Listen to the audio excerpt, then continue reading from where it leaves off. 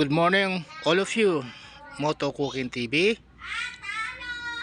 Short review po natin si Supremo 150. Si Supremo 150 po ay nabili ko noong September 2018. Nabili ko po sa halagang 71,400. Maglilimang taon na po sa September.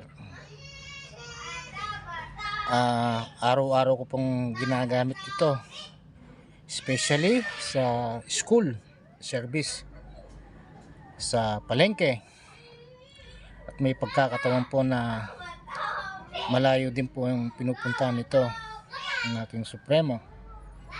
Napakaganda para sa akin. Never pa akong binigyan ng problema sa daan. Yan. Ang ganda po ng performance nito, lalo na po nung nakilala ko yung mga gawang Pinoy tulad ng yung Wonderloop Advance, Jet 1, tsaka yung Petroloop. Ayan, napakagandang performance, extra power, tsaka no overheat. Yun ang kagustuhan ko doon.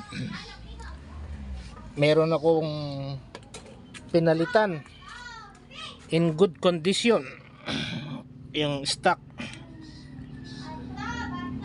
Nakatabi lang po sila. Ito yung pinalitan ko, yung ignition coil na racing daw. Ayan, maganda po talaga.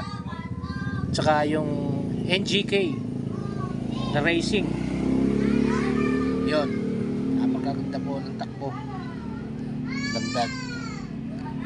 Tsaka yung rim, pinalitin ko na rin po by 17, masyadong mataas sa 18. Ayan. Tsaka yung cover change, ayan, maganda sa motor, hindi basta-basta lumuluwag. Mahaba, isang buwan bago ako nagpapalit na, nag-a-adjust. Ayan, napakaganda performance po.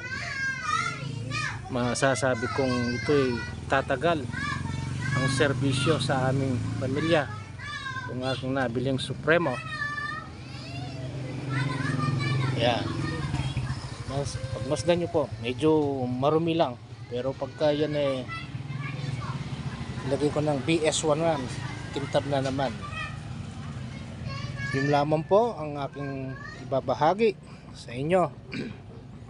Ang aking 5 years old na TMX Supremo, never pang nabuksan sa makina, never. Hanggang sa muli, tuloy ang vlog, tuloy ang buhay na masaya. Keep on watching. Salamat po. Bye for now.